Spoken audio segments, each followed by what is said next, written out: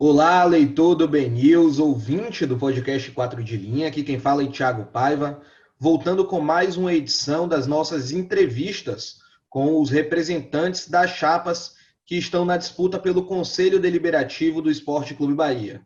Na oitava entrevista dessa série, a gente está recebendo aqui hoje Thiago Dória, que é representante da chapa Simplesmente Bahia. Fala aí, Thiago, tudo bem? E aí, tudo jóia, Xará? Tudo tranquilo, caminhando devagarzinho. Enfim, já parabenizar aí, agradecer ao BNews pelo espaço, por dedicar, né, tempo e energia à nossa democracia tricolor, que merece.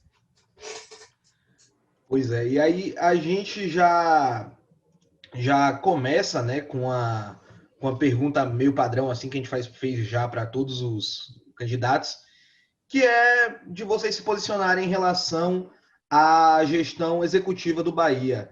Como vocês avaliam esse último triênio aí e qual candidato que vocês estão apoiando e por quê? Veja, no nosso caso particular, o Simplesmente Bahia é a chapa que apresentou Guilherme Alitani na eleição passada e continua apresentando Guilherme Alitani nessa eleição. Então, Guilherme é fundador do grupo, foi conselheiro eleito pela chapa Simplesmente Bahia na eleição de 2014, no mandato de 2014 a 2017. E assim a nossa posição é um pouquinho diferente das outras chapas que posicionam-se em relação a um apoio para a reeleição. A gente tem uma participação na gestão e uma participação na tentativa de ajudar a condução dos assuntos muito mais intensa, muito mais permanente. A nossa avaliação da gestão, a gente tem inclusive conversado muito sobre a necessidade da gente distinguir a avaliação de uma gestão da avaliação de alguns resultados, sejam eles na área esportiva ou em outra área. A gente a gente não pode avaliar um gestor apenas pelo resultado, certo? Explicando um pouquinho mais. A gente entende que a gestão Guilherme Belitani e Vitor Ferraz trabalhou bastante. A gente entende que eles tomaram decisões e rumos corretos no caminho da gestão. A gente entende que o que pode ser feito dentro da CNTP foi feito, mas a gente entende, óbvio, que tem muito para fazer e tem muito para melhorar. E aí, a nossa decisão até de incentivá-lo e apresentá-lo novamente como candidato vem da sensação de que tudo que foi feito até aqui, o Bahia construiu de maneira extraordinária bases de gestão, bases de marketing, bases de trabalho, bases institucionais, bases não só de patrimônio, mas de equipamento para enfrentar todos os seus desafios, e que esse trabalho ele vai dar resultado. E por uma série de fatores, ele não deu os resultados esperados, principalmente nesse ano de 2020. Mas que até o crescimento das nossas expectativas, se a gente pensar nos resultados, tanto os resultados financeiros quanto os resultados esportivos, a gente tem um crescimento exponencial do Esporte Clube Bahia. E que a nossa frustração, o gostinho amargo que a gente tem de 2020 é de um crescimento que foi frustrado. É de um momento em que a gente imaginou que 2020 é o ano que a gente vai brocar. Não brocou. Tem muito para fazer, tem muito trabalho para fazer, tem muita energia e dedicação a ser colocada, principalmente no futebol, mas a gente entende que Guilherme é a pessoa mais qualificada para fazer isso hoje, tanto pela bagagem que ele tem, quanto pela experiência de 3 anos nessa gestão, que para a gente, a avaliação que a gente faz é bastante positiva com essas ressalvas. Eu não estou avaliando o resultado. O resultado esportivo a gente tem muito para fazer, mas o que a diretoria executiva fez e o que esteve ao seu alcance para fazer, e principalmente o que foi possível fazer com responsabilidade dentro de um cenário de pandemia, nos deixa muito tranquilos para uma continuidade dessa gestão com não com o continuismo, né? Com a transformação dos cenários que a gente precisa transformar e com o enfrentamento do que a gente precisa fazer. Agora, seguindo já entrando na questão do Conselho Deliberativo em si, eu queria saber da sua avaliação da atuação do CD no último triênio, né? Como foi o diálogo com a diretoria executiva e talvez até por uma perspectiva vendo de fora da chapa, né? Já que tem essa relação da Simplesmente Bahia com a direção executiva.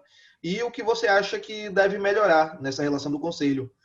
Você é vice-presidente do Conselho, correto? Do Conselho, E isso. em alguns relatos no caso, outras chapas, eles não houve assim grandes reclamações, mas o pessoal falou de uma certa demora dos processos, que na verdade o conselho poderia ser mais rápido, você conseguir deliberar sobre o que tem que deliberar de maneira mais veloz. E eu queria saber como você aí vê isso, como faz essa avaliação da atuação, o diálogo com a diretoria executiva, o que deve melhorar e quais foram aí os pontos, né, gerais de interpretação de como foi a atuação do Conselho nesses 3 anos?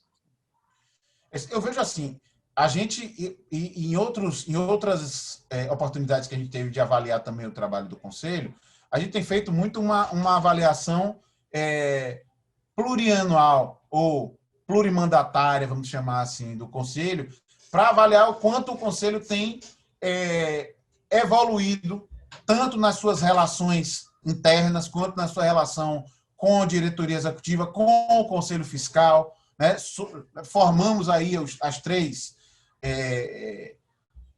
poderes do clube, embora eu não goste do comparativo com executivo e legislativo, porque eu acho que isso traz na memória do torcedor, do sócio, às vezes não traz sensações boas. E acho até que o Conselho Deliberativo tem uma formação um pouco diferente do que é um legislativo, porque ele mistura a questão do julgamento também. Então, assim, a gente teve um conselho que, até para a gente fazer uma retrospectiva importante, no momento em que começa a intervenção em 2013, a gente teve um mandato tampão para a diretoria, um mandato tampão para o conselho. Né? Naquele momento, inclusive, a gente não teve... Né? Não houve sequer 2 chapas com 100 candidatos, houve uma chapa com 100, uma chapa com 50, para completar aquele conselho e fazer ali o que tinha que fazer para, digamos assim, trazer o clube para uma normalidade institucional e entregar para a próxima gestão, essa com a eleição. Né? E aí a gente teve a eleição do Conselho 2014-2017 e a eleição da diretoria 2014-2017.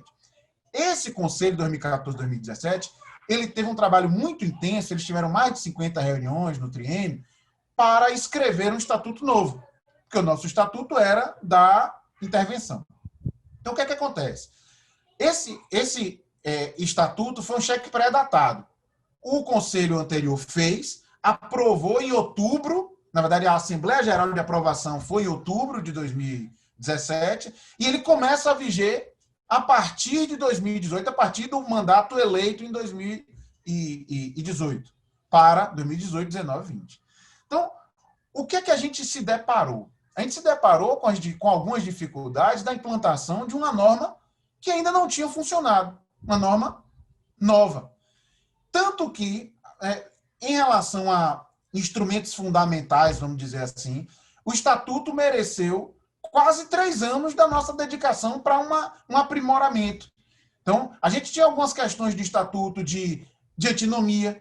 Né? Então, a gente tinha, por exemplo, havia no Estatuto uma pequena confusão entre o papel da Comissão de Ética do Conselho Deliberativo e o papel de uma recém-criada Corte Especial de Conselheiros, que foi uma criação do Estatuto para ter um órgão, digamos assim, um pouco mais amplo, com maior número, mais dedicado apenas ao julgamento de processos disciplinares dentro do clube.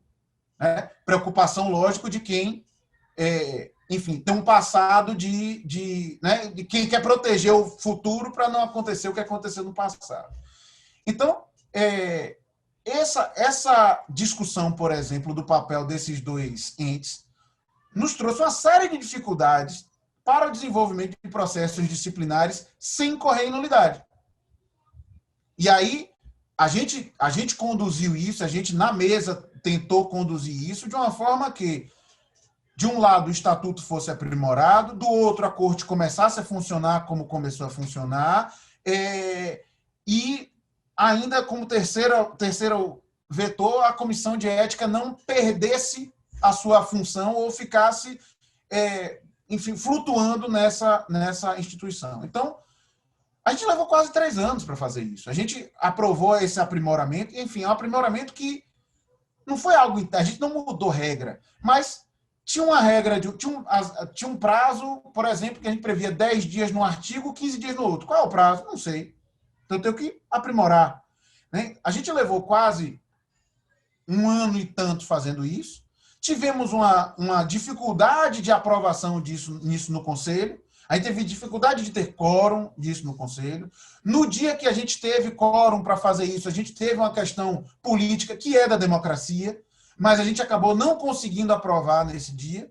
Então, a gente tem um período de 6 meses que a gente tem que esperar. Quando uma matéria é rejeitada no Conselho, ela tem que ficar 6 meses sem ser apreciada, para evitar que, né, um proponente fique propondo todo dia a mesma matéria. Então, e a mesa entendeu que era razoável que se esperasse esse tempo para que... Né, houve até uma intenção dos conselheiros de fazer um requerimento que o próprio estatuto permite, de recolocar essa matéria em pauta mediante uma provocação de 2/3 do Conselho, mas, enfim, o que eu acho importante disso tudo é que a gente entender que nós estamos aprendendo a fazer democracia, todos nós. Né? O Conselho Deliberativo, acho que é por exemplo, você deve ter passado aí por diversas entrevistas perguntando aos mandatários qual é o papel do Conselho Deliberativo para o Esporte Clube Bahia. A gente vê isso em tudo quanto é live. A gente não consegue definir isso.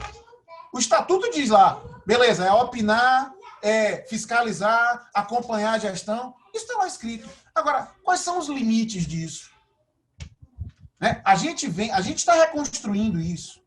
Né? Por quê? Porque a gente nunca teve democracia, a gente nunca teve conselho, a gente nunca foi acostumado a eleger as pessoas para nos representarem. Pior, a gente está aprendendo a fazer isso num momento em que, no mundo inteiro, a democracia representativa está em xeque. Porque as pessoas não querem votar em mim para eu ir na reunião, dizer o que a pessoa quer, ouvir o que a outra pessoa quer e decidir. As pessoas querem decidir aqui numa enquete e pronto. A pessoa quer ver a notícia no WhatsApp e acabou.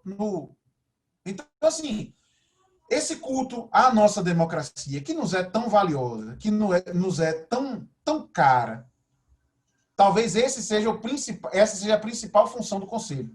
E acho que esse amadurecimento de qual é o papel do conselheiro, qual é o papel das comissões, de que forma as comissões podem integrar-se melhor, podem enfim, né, integrarem-se à gestão. Né? De que maneira, por exemplo, uma comissão social pode acompanhar o atendimento do sócio pela CAIS? Né? De que forma a comissão de futebol pode, e fez isso essa gestão, acompanhar a diretoria de futebol e entender como é que a diretoria de futebol está encaminhando um projeto de médio e longo prazo. Né? Eu acho que esses são os desafios. Eu acho que isso que a gente precisa continuar fazendo no próximo mandato. Né? Temos muito a fazer. Né? Talvez a principal dificuldade seja essa, a de atrair o sócio para esse processo. Né? Você veja, a gente transmite, antes da pandemia, a gente transmitia a reunião do Conselho pelo Instagram. Média de 200, 300 pessoas assistindo e 1% de comentários relevantes. O resto é bora, Bahia, porra, vamos brocar, fulano não sei o quê. Aí passa alguém, quem é esse gordinho aí? Entendeu? É só resenha. Né? Entendeu? Então, assim, a resenha tem o seu lugar? Tem. Massa, mas assim, como é que a gente vai fazer para o cara entender que, né, depois da pandemia, a gente começou a transmitir no YouTube, melhorou. Por quê? Porque no YouTube o cara consegue ouvir melhor, ver todo mundo na tela, a pergunta vai para ali. Né? Então, por exemplo, a gente tem um regimento para atualizar que a gente não tinha como atualizar antes do estatuto ser alterado. Né? Seria um trabalho, né, de português, com todo respeito eu tenho ascendência portuguesa, mas o que a gente chama de trabalho seria um retrabalho. Né? Não fazia sentido. E todo o conselho entendeu isso.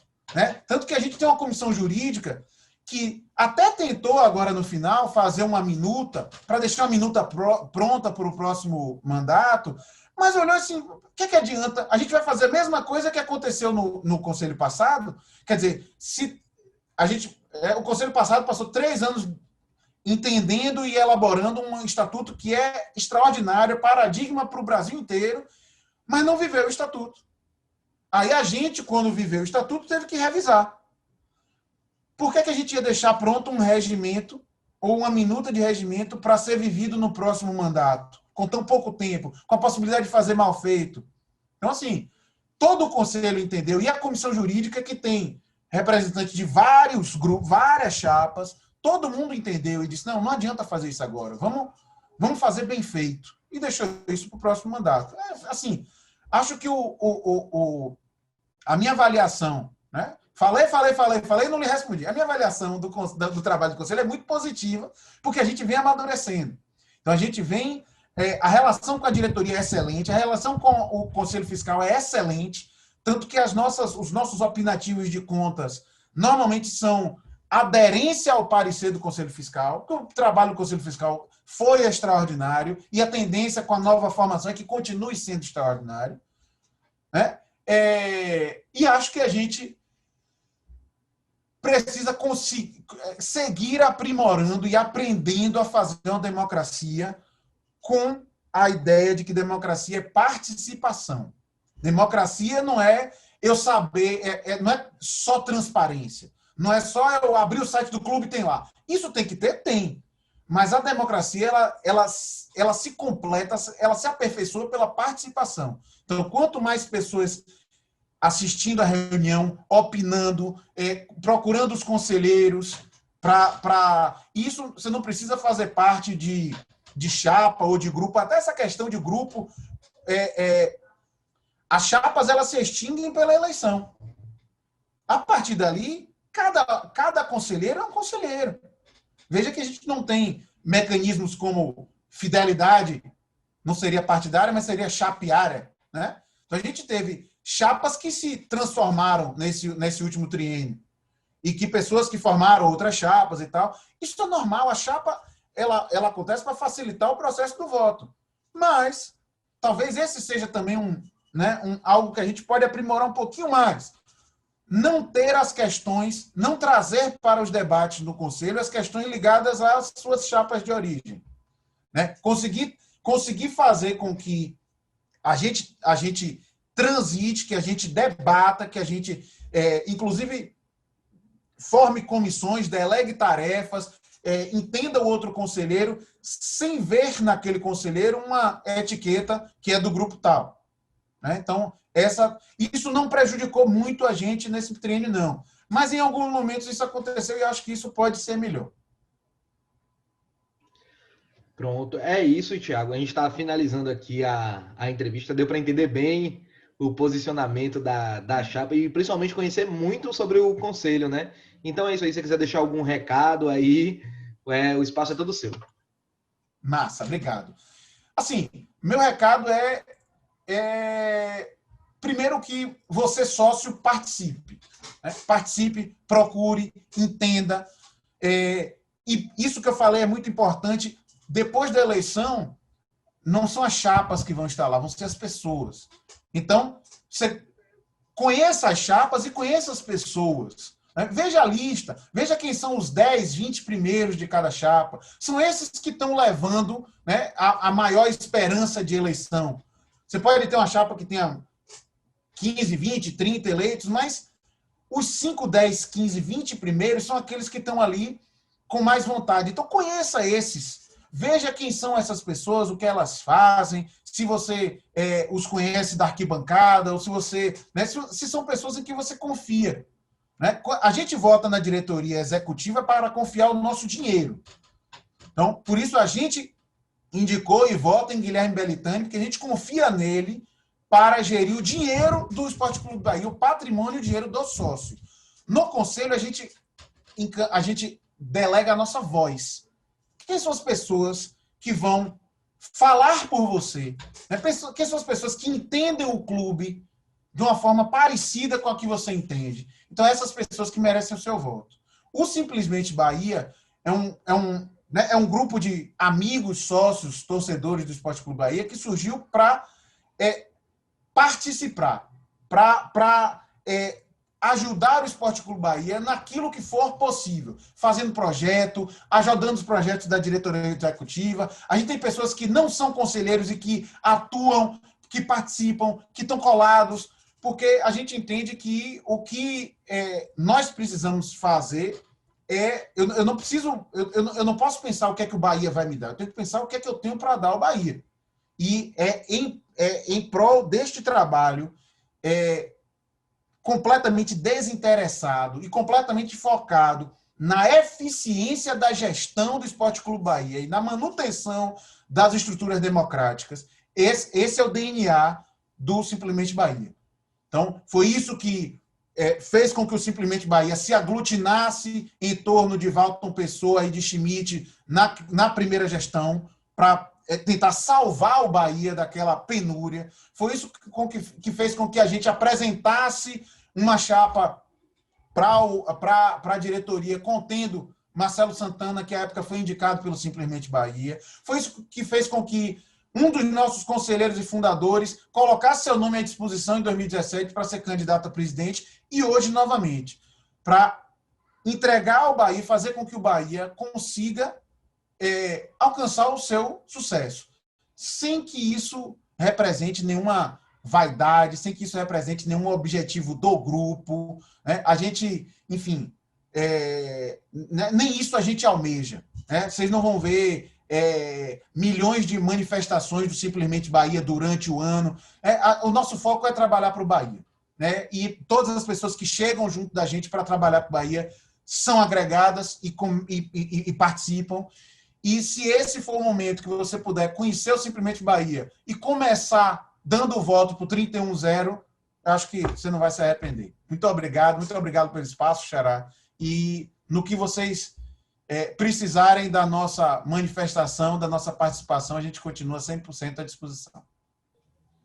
A gente é quem agradece pela participação aí, nosso espaço está sempre aberto para esse processo democrático, né, que é tão importante no clube.